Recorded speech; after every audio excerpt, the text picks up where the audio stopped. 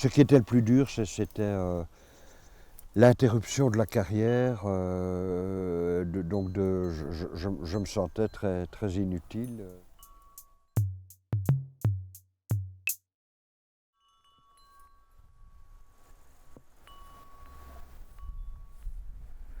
J'étais enseignant, donc professeur d'histoire surtout, pratiquement sans interruption entre mes 22 ans et mes 51 ans, avec d'autres activités pendant ce temps-là qui touchaient à des militances pour l'environnement ou pour la Palestine ou contre le fascisme.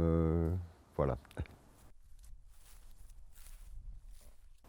Principalement à la suite de la réduction du personnel dans l'enseignement. Donc on s'est retrouvé avec des classes parfois de 30, absolument pas motivées, sans soutien des directions qui cherchaient à tout prix à garder des élèves dans n'importe quelle condition, quoi. En tout cas dans le secteur technique et professionnel. Ou auparavant d'ailleurs, je n'avais eu que des bonnes choses. Ça s'est vraiment dégradé à un moment donné. Mais évidemment, je n'en avais pas nécessairement conscience, donc j'ai ressenti ça comme une dégradation personnelle.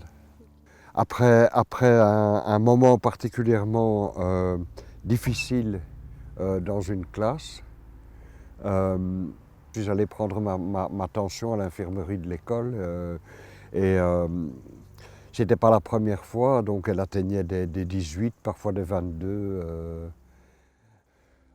C'est après des protestations, enfin des bâtons dans les roues, des oppositions au congé de la part de l'ingénieur conseil, que j'ai consulté un psychiatre qui a trouvé le mot burn-out.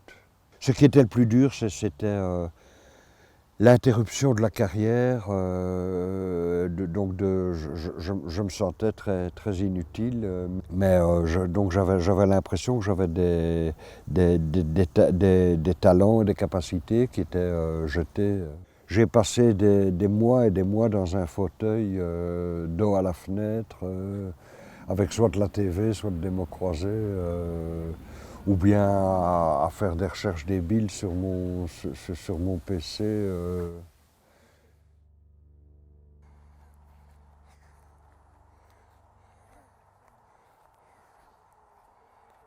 Qu'est-ce qu'on appelle le travail d'ailleurs? Parce que j'ai quand même continué à travailler dans mon jardin, dans ma maison, dans une association. Oui, tout est du travail.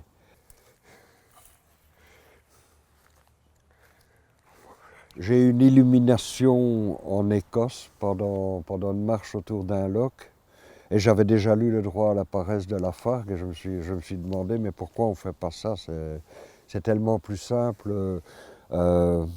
Et ces Écossais, ils savent travailler avec acharnement, voir ce qu'ils ont fait de beau dans leur pays. Ils savent aussi apprécier les plaisirs de la vie et accueillir les autres.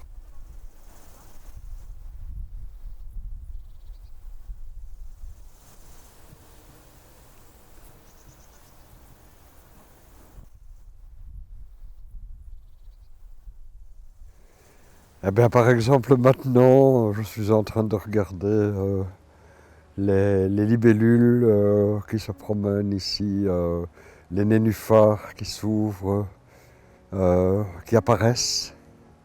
Qui apparaissent. Non, la définition de la paresse.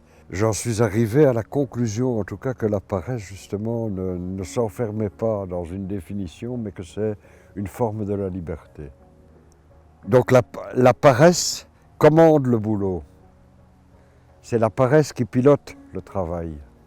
Donc je vais trouver le moyen de réaliser quelque chose avec le plus de créativité et le moins d'efforts inutiles, donc le moins d'efforts physiques possible. D'après un russe dont j'ai oublié le nom, la paresse c'est la vérité fondamentale de l'homme.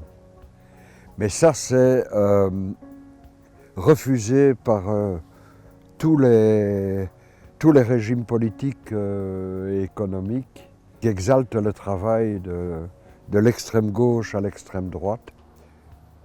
Aujourd'hui, la paresse est un privilège. La jet set a le droit d'être dans ces villas, sur ces transats, etc.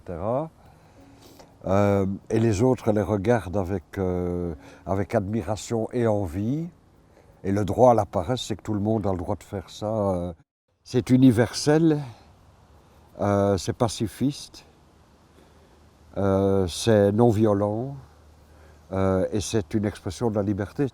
Donc ne pas devoir être aliéné par des performances, des injonctions. Donc tu gagneras ton pain à la sueur de ton front. Et c'est même pas vrai d'ailleurs, ceux qui suent le plus, c'est ceux qui gagnent le moins. C'est très dur le burn-out et je pense à tous ceux qui n'ont pas l'occasion justement de s'exprimer là-dessus. Donc qu'est-ce que je donnerais comme conseil? C'est de se lâcher justement, de trouver quoi faire en pensant qu'il n'y a pas que le boulot, la carrière et tout. Ça a été une occasion de résilience. Nous sommes tous des survivants en fait.